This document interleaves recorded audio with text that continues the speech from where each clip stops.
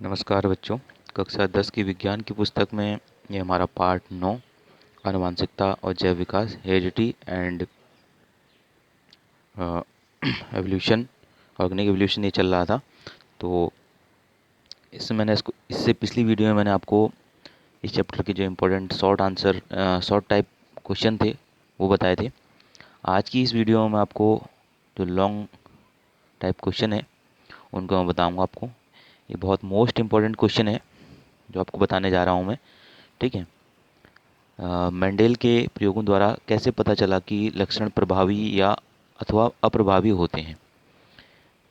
Mendel जिन्हें जो है आनुवंशिकी का जन्मदाता कहा जाता है, फादर कहा जाता है, तो उन्हें मटर के पौधे पर, जिसका वैज्ञानिक नाम पाइसम स्टाइवम है, उस पर अपने प्रयोग किए और 3 नियम उन्होंने जो है या 3 नियम प्रतिपादित किए। उनमें से ये एक पहला नियम है, ये प्रभाविता या अप्रभाविता का नियम जो होता है उसी से रिलेटेड क्वेश्चन है हमारा कि जो लक्षण होते हैं वो एक पीढ़ी में जो प्रभावी या अप्रभावी किस रूप में होते हैं, कैसे होते हैं, कैसे पता चलता है करके। तो ये क्वेश्चन है हमारा। तो इसका आंसर है, मेंडेल ने विकल्पी लक्षण वाले पौधे लिए। विकल्पी मतलब जिनमें कुछ विकल्प था। जैसे उन्होंने 2 पौधे लिए, टी और टी। इन दोनों का मतलब है, एक टी का मतलब है लंबा और दूसरे टी का मतलब है, जो दोनों कैपिटल टी बनाए, शुद्ध, यानी कि शुद्ध लंबा पौधा। ठीक है। और दूसरा विकल्प क्या लिया उनने, जैसे लंबा और नाटा पौधा कह रहा है, तो नाटे नाटे पौधे को हमने स्मॉल टी से शो कर रखा है, ये हुआ शुद्ध नाटा पौधा या बौना पौधा जिसको कह सकते हैं हम। तो ये जनक पौधे हुए। ठीक है। तो जब इन दोनों की जो है क्रॉसिंग कराई गई, ठीक है, इनमें निषेचन कराया गया, क्रॉसिंग कराई गई, तो उसके फलस्वरूप प्रथम पीढ़ी में जो संतान उत्पन्न हुई उसमें लंबे संकर पौधे, जिसको हम हाइब्रिड बोलते हैं।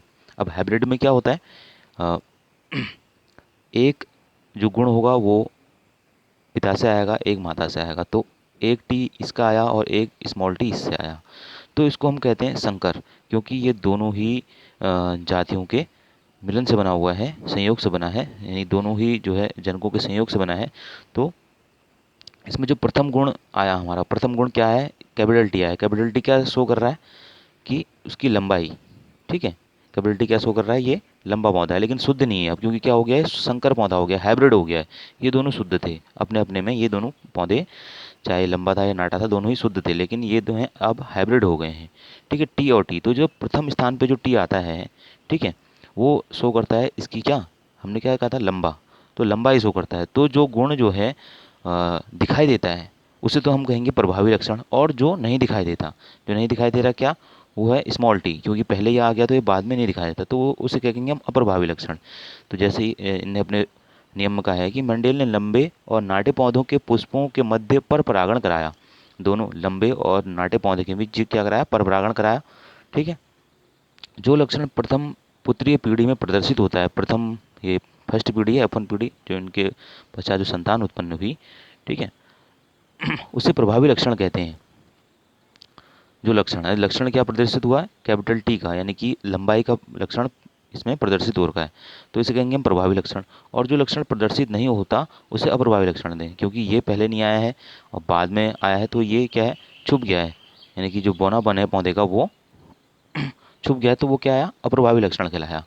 ठीक है। तो इसको हम क्या पढ़ेंगे वैसे, जो स्टार्टिंग में आया लंबा, और दोनों क्या है, हाइब्रिड हैं, दोनों को मिला के जो है जनकों से जो है ये संतान की उत्पत्ति हुई है, तो इसको हम संकर कहेंगे, यानी कि हाइब्रिड कहेंगे इसको। तो ये हमारा क्या बनेगा, प्रपरागण के पश्चात लंबा संकर पौधा। तो लंबाई इसका प्रभावी लक्षण हुआ, और जो नहीं दिख पाई यानी स्मॉल टी, यानी कि जो बौनापन है जो नहीं दिख पाया, वो अप्रभावी लक्षण होता है। तो यही जो है मंडेल का प्रथम नियम है। ठीक है, जिसको हम प्रभाविता या अप्रभाविता का नियम कहते हैं। ठीक है। अब जब ये F1 पीढ़ी के पौधों में स्वपरागण कराएं, F1 पीढ़ी है जो ये, इसमें हम अगर हम स्वपरागण कराते हैं, ठीक है, तो उसके पश्चात जो है हमको क्या मिलता है, इस तरह से शुद्ध लंबा पौधा, संकर लंबा पौधा, ये भी संकर लंबा बनेगा, और शुद्ध नाटा पौधा, यानी वो इस तरह से बनेगा। यानी कि इसका क्या अनुपात रहेगा, जीनी अनुपात जो रहेगा वो रहेगा 1:2:1, क्योंकि इसमें क्या है, शुद्ध लंबा और 2 संकर पौधे और एक शुद्ध नाटा पौधा, और सम लक्षणीय अनुपात, जिनमें समान लक्षण हैं, जैसे जो लक्षण दिखाई दे रहे हैं, देखिए capital T capital T capital T, तीनों में ही जो है ये लंबे पौधे को दर्शा रहे हैं। तो समलक्षण अनुपात क्या हुआ, 3:1, ये नाटे पौधे को दर्शा रहा है। तो ये समलक्षण अनुपात 3:1 आएगा। और जीनी अनुपात क्या आएगा, 1:2:1, जो इनके जीन्स में है, क्योंकि ये शुद्ध लंबा है, ये दोनों संकर पौधे हैं, और ये शुद्ध नाटा पौधा है। ये इसको हम जो है किस तरह से संकरण कराते हैं मैं आपको बता देता हूँ। जैसे टी और टी है, तो हमने इसमें संकरण कराने के लिए ऐसा ही एक पौधा और लेंगे, टी और टी, उन दोनों के मध्य जब हम संकरण कराएंगे तो इस प्रकार से जो है ये चार जो है संतति इनकी उत्पन्न होती हैं। ठीक है।